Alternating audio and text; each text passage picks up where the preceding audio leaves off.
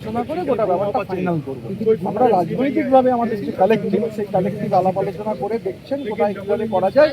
কিন্তু যিনি এক্সপার্ট বা যারা মঞ্চটা করবেন, মানে যারা ফিতে নিয়ে মাপযোগের এখতিয়ার যাদের আছে, যারা জ্যাক অফ অল ট্রেডস নন, ইংরেজির সেই বিখ্যাত কথা আছে না, jack of all trades master of none, এই ট্রেডের যারা জ্যাক, যারা এটা বোঝেন, তারা আসছেন, ওয়েট করছি তাদের জন্য।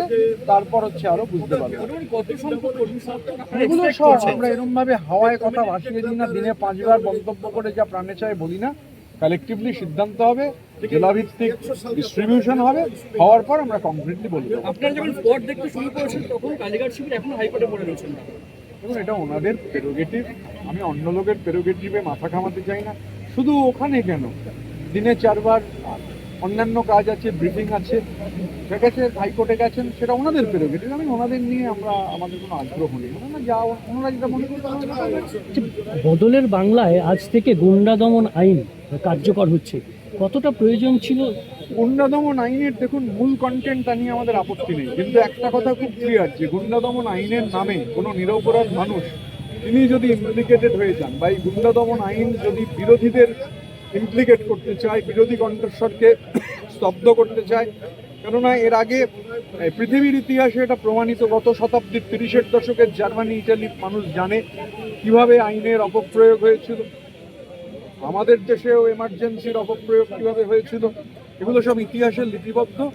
যিনি গুন্ডা বা যিনি অপরাধ করেছেন, অভিযুক্ত, প্রমাণিত, তার বিরুদ্ধে অ্যাকশনের কোনো সমস্যা নেই। কিন্তু এই একটা আইনের মাধ্যমে যদি হচ্ছে নিরপরাধ মানুষ বা পলিটিক্যাল অপোনেন্টের, যিনি কোনো কিছুতে অভিযুক্ত নন বা কিছু করেননি, তাকে টার্গেট করা হলে সেটা একটা খুব নেগেটিভ দিক।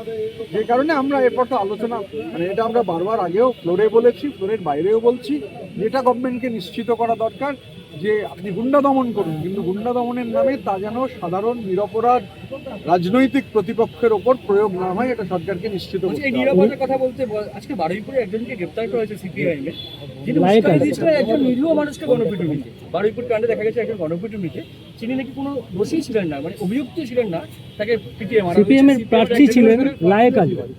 এটা প্রশাসন বলতে পারবে কি হয়েছে না হয়েছে। প্রশাসন নিশ্চিতভাবে, প্রশাসনের কাছে কোনো তথ্য প্রমাণ আছে, তার ভিত্তিতে প্রশাসন ব্যবস্থা নিয়েছে। আমি তো প্রশাসন নই, প্রশাসন গোটা ব্যাপারটাকেই কন্ট্রোল করার এবং গোটা ব্যাপারটা দেখছেন, তো যারা প্রশাসনিক কর্তা ব্যক্তি তারা বলতে পারে। আজকে অরুণাচল প্রদেশের পর এখন আর অরুণাচল নয়, এখন আমি মেয়র রোডে থাকতে চাই।